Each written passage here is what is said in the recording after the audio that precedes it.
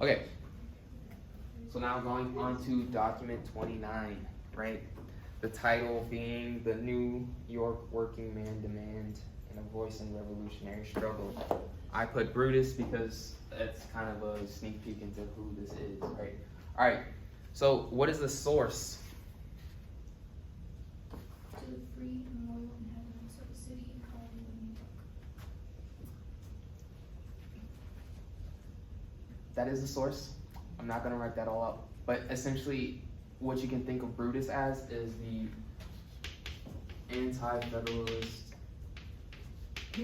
Yep.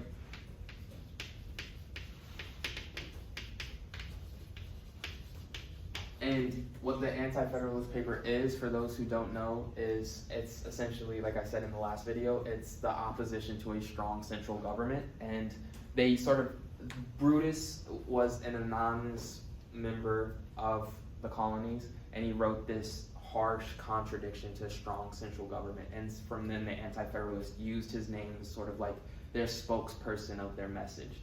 And so that's why we see in the anti-federalist papers, it's Brutus 1, Brutus 2, Brutus 3, Brutus 10, and just how like the Federalist papers is Federalist 1, Federalist 10, Federalist 70, right? Federalist 70 is the checks and balances, right? That's how we have a checks and balances in our Constitution.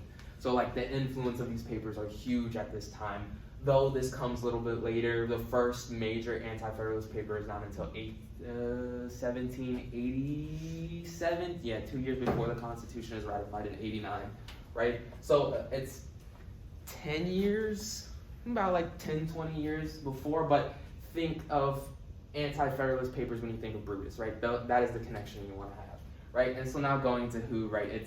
We know the who, Brutus, but what is Brutus? I said it earlier, but for those, if you want to repeat it back, what is Brutus or who is Brutus? You guys weren't paying attention, were you? I was writing a New Yorker.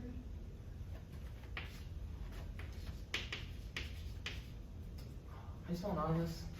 A-N-N? Anonymous.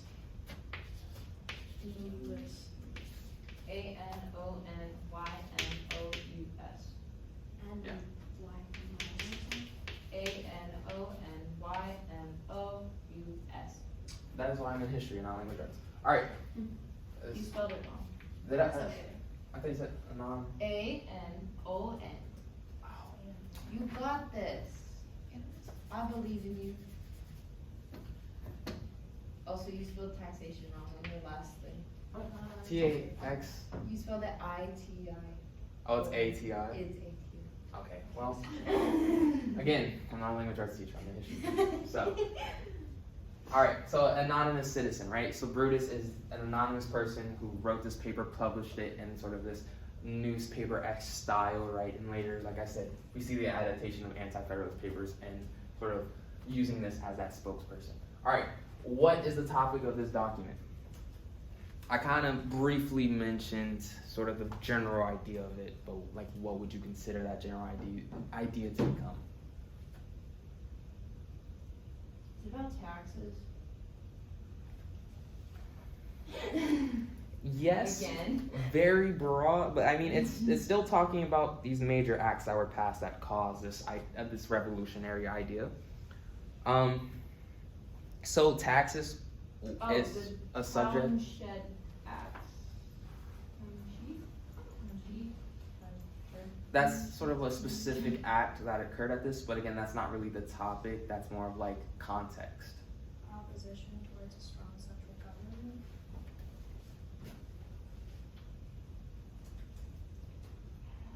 You saying Yes. like the workers' voices matter?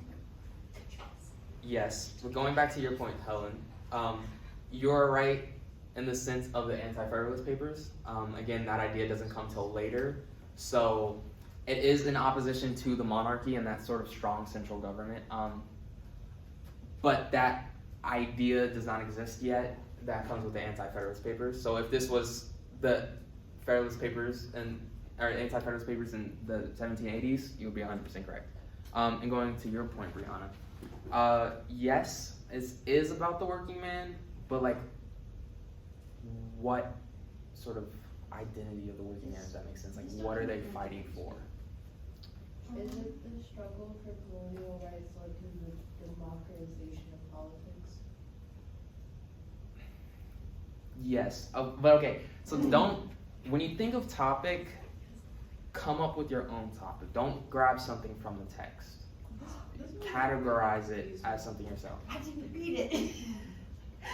And Brutus is very, very like academically strong. It is a tough thing to understand. All the anti-federalist and federalist papers are difficult to understand, but I'm gonna help you out a little bit. What I put is sort of liberty can't be restrained, right? It's gonna be this idea of freedom, right? This idea of liberty. So that's what the topic is, like liberty. And y'all addressed it. Exactly. Brianna addressed it, Helen, you addressed it, right? This liberty from these strong central powers. It's just that idea of like, we don't want to be constrained. But the verbiage that you used, Helen, of course, doesn't come until later, that's why. Okay. When? 1774. 1770. 74 or 70? Both. The title says 1770, but the source says 1770. I took 1774. We can do either. All right, let's do a poll. How many think 1770? What if we do 1772? You just what? Okay, so 2 for 1770 and then everybody else for 1774? It's usually the earlier one. Like when there's like usually 2 dates, it's usually the earlier one. You know? Cause You it's like, just said though that the dates, like the when is right there. Okay. 1770. Because if it's sort of the idea of when this is coming. Now the actual source itself could be 1774, but the context of it and what the document wants you to realize, the date is going to be 1770, right? So you know what? We'll put both. 1770 and 1774. Yeah. There we go. All right, where? New York. New York. NY is my shorthand for New York, also it's the abbreviation of the state. Okay, historical context. I mentioned one, The Act. right? We had Time she needed an act.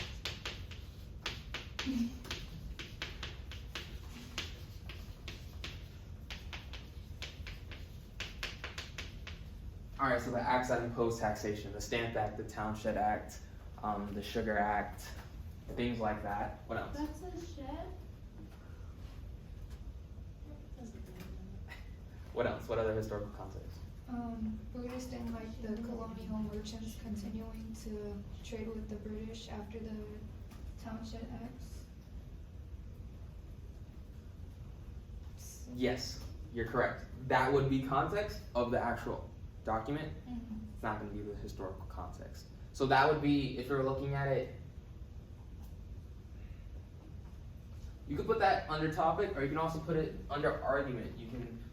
You can add that in as the argument aspect. You can say like, everybody should be against this. Why are you guys not against that as well? Like this is going against our liberty, right? So that's why liberty is the topic, because you can relate that idea to liberty, and you can also relate it to the topic. And the main thing, what you want to do with argument is like always relate it back to your topics, your who's, the what's. Find a way to always interconnect every point, because the more you can do that, the more that you have a deeper understanding of every single thing. That's why like lens is so important as well, because you have that different perspective that you're looking at.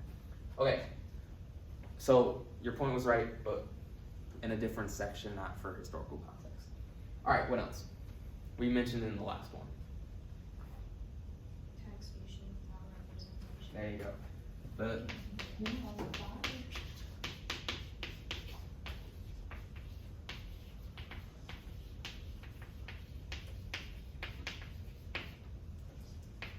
Right?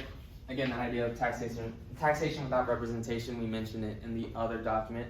But why I want to include that in this historical context is because when you look at multiple primary sources, look at how they're interconnected and look how one can affect the other, or look how like what major thing is going on that can relate the two documents, right? So for instance, this is going against the liberties of the monarchy, you know, like the monarchy impressing them with taxes.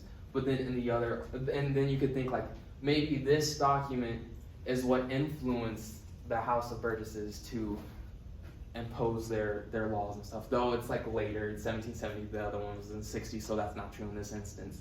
But say you have multiple documents like that, you'd be like, can one document affect the other document? Or does one document use the other document as the basis to their argument, right? Think of that sort of like historiography in a sense. I know I mentioned that earlier, and historiography is the idea of a conversation between historians. So that's more of a secondary source category for this analysis, but you can sort of consider that interconnectivity, that historiography in the primary source sense that way. So that's why I want to include it. Always include your historical context, because you may have a lot of the documents that have the same historical context, and it's good to repeat, right? So make sure you have what you think is a good basis for everything. All right, who is this document speaking to? The American people. The colonials. People. I was about to say, are they American yet? Does The America? colonies. You know what I mean. Does America exist in 1770? That's close enough. But if I say modern day blank in this town, and it doesn't exist yet, you still know what I'm talking about. You do, but when you're talking about the primary source document, we may use that language to sort of have a better understanding of what we're talking about. But when you're doing the analysis, don't do that language yet. And make Colony people. Yay!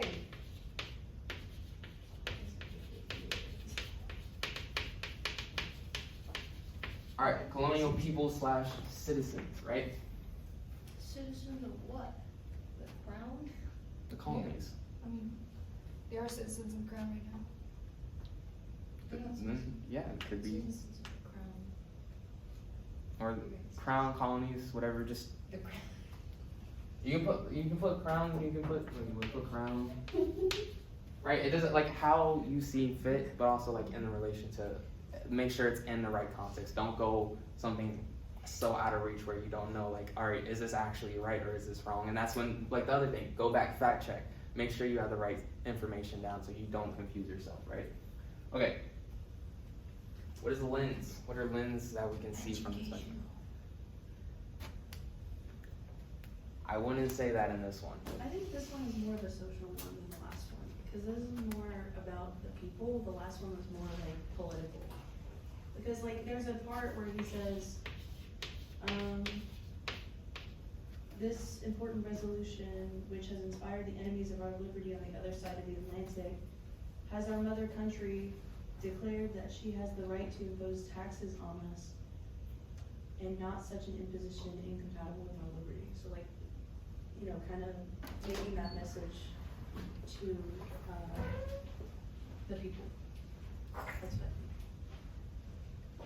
Using that, I would say that's more, that can be social. I would say that's more economical in a sense, because you're referring to how motherland can tax. So like that's where we see economics a bit, political also. For those joining us, we're going over document 29, so you don't have to pay attention to this right now because it's in the middle. I will be going over the other ones after this, so if you just want to like jump along, you can, but also just if you want to focus on reading documents 30 and 31, do that so you can prepare for that. Yeah, so social,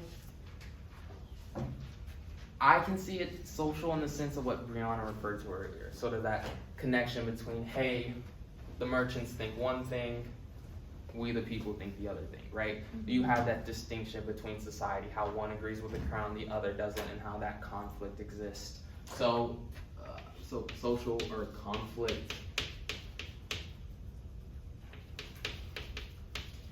with citizens. Right, so that conflict with the citizens, I would view that as social. Economical would be what you were saying, the taxes and how the motherland is imposing these taxes.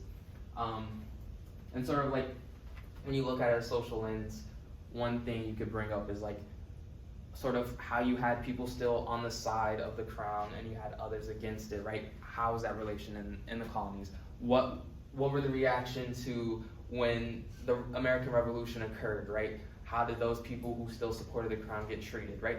Think of social as that aspect. Think of like the interaction between societies and these different views and political opinions, things like that. Economical, you can view it as like, what were the sort of adverse effects of imposing these taxes. The American Revolution, right? It starts that idea of we want freedom, we want liberty, right? So tying those points back together, like I was saying earlier. All right, argument. Why did Brutus write this argument?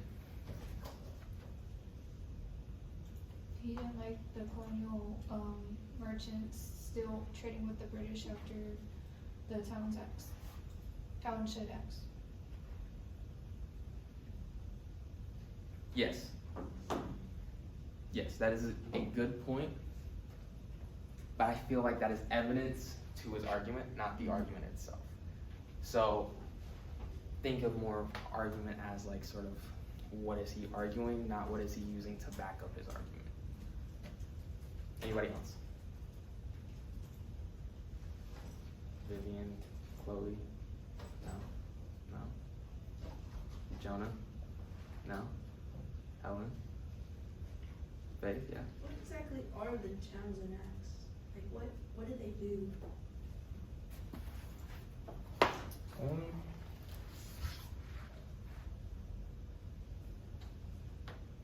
Is it on the second page or your first page where it mentions it? The Townshend Acts is an act on British goods, including glass, Oh. tea, lead, paints, and paper. Yes. So essentially, when you think of Townsend Acts, think of like the importation.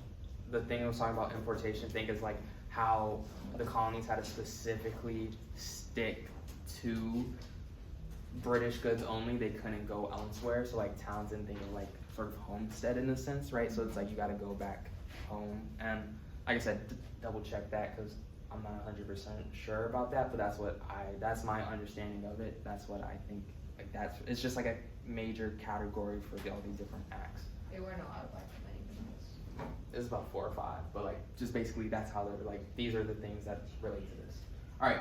So for argument, what I put is Britain has no right to control the colony's freedoms. Right. That's what he's arguing. So monarchy of Britain /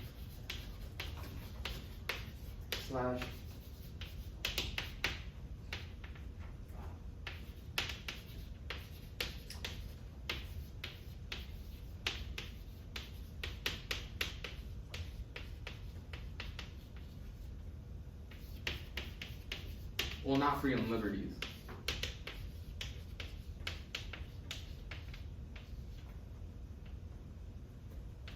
Right, so again, using liberties to then tie back to the topic, right? The topic is liberty.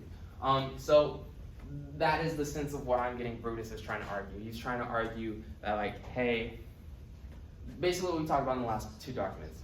Or, hey, you guys can't dictate what we do in the colonies because you have let us roam free for so long. And we saw that in the document 28 with the House of Burgess, right? One of their acts they passed or they approved was like, hey, you guys weren't involved in us before, like involved in our politics before. Why can you step in now? Just because you're broke doesn't mean you can tax us, tax your own people.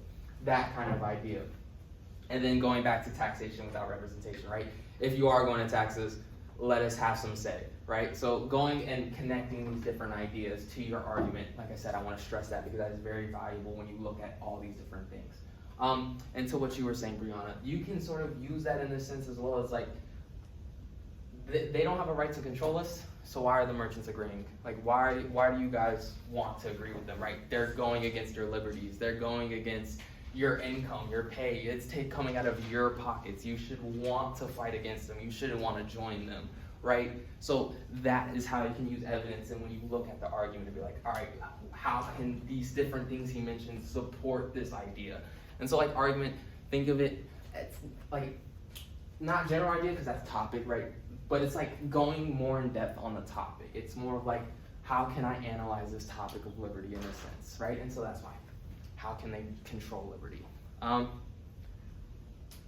Any questions about Brutus? This is a very strong worded, academically worded paper, so if you have any questions about the verbiage, anybody? No?